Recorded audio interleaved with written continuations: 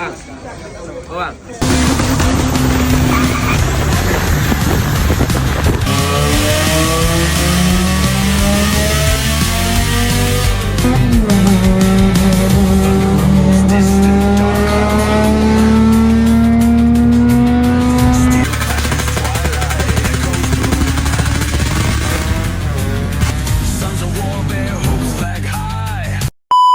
Okey, Assalamualaikum. Alhamdulillah hari ini abang ada tetamu daripada Pantai Timur. Okey, kawan-kawan ni abang kenal dia masa abang pergi ke China 2023 kalau tak silap. Dengan dia orang tapi bukan semualah, adalah segelintir dalam 7 orang ke 8 orang yang macam tu waktu tu. Jadi hari ni dia daripada Pantai Timur, dia datang ke Johor. Abang layan dia nak makan nasi lemak lobster. Jadi kita bawa dia makan nasi lemak lobster. Okey, jom kita layan video ni.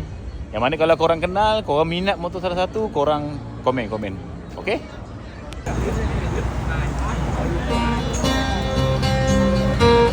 Apa ada?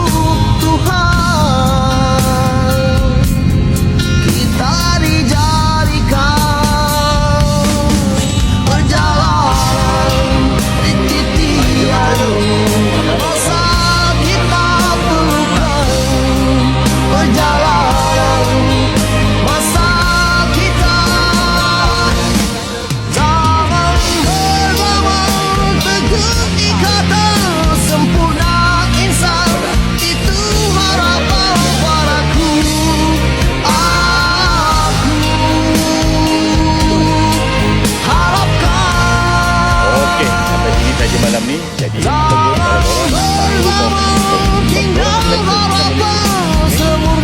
Harus semangat kita buat video. Okey, jangan lupa